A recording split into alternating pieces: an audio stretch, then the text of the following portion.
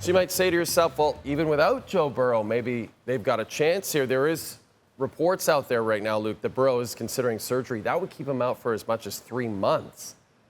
Even with him, did you see the Bengals this year as Super Bowl contenders, even with Joe Burrow in the league? No. And I didn't even think they were that close. And that's not a shot at Joe Burrow. Joe Burrow is a phenomenal quarterback. He's unbelievable in this league. I love the guy. But their defense is atrocious. I mean, I know week one they look better, but they gave up 27 points to the Jags. And no offense to Jags fans out there, but this is not some sort of wagon of a team. So I look at last week's game, Ravens. I look at Ravens-Bills. These guys aren't even in the same stratosphere. Are there times where Joe can go off and potentially win a game with Jamar, with T. Higgins? Absolutely. But are they going to sit here and knock off Baltimore, Buffalo, Kansas City, in whatever order that falls in the playoffs? No. So I get it's a brutal blow for the Bengals, but I think if you're their GM right now, you got to sit there and say, okay, if Joe's out, let's play some young guys, see what we got here, and build, because we're not in that top tier in the AFC. Bengals have the Vikings, they have the Broncos, they have the Lions, they have the Packers the next 4 weeks. So, as I mentioned, all week, a lot of love for J.J. McCarthy. Yeah. But as Chris Collinsworth said on the broadcast, really over the 2 games, it's been 1 good quarter and 7 pretty rough quarters. Yeah.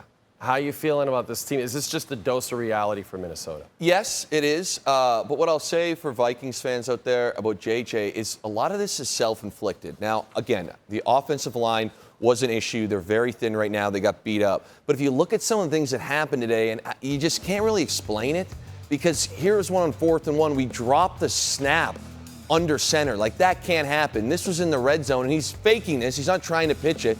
But again, it's just a self-inflicted situation, and that led to an incompletion.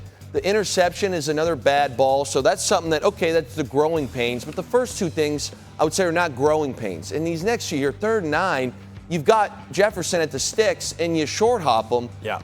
In this league, these plays are so crucial, and we just talked about this one. You're down 9, there's 10 minutes left. This is a touchdown if you hit him in stride, and we missed by 5 or 6 yards. So what I'll say, the negative is it was a very, very tough night. It was a tough night if you're just a football fan, because the game was tough. It was tough. Very, very slow, and yeah. Bijan was exciting to watch. He was great. Yeah, yes. But outside of that, it was a tough watch.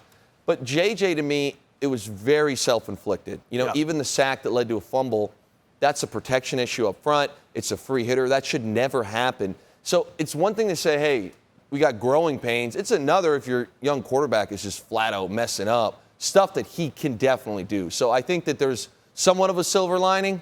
You know, I don't think he'll play that poorly in the future games. Let's say that. He was in the delivery room this week. His son was born this week. His first son was born this week. So maybe we got to give him a little bit. He might be a little sleepy. I would say that maybe he's a little sleepy, but also as a young guy, those film room meetings anytime they matter, but as a young guy, they matter even more. Right. So that definitely didn't help the situation either. That is absolutely fair.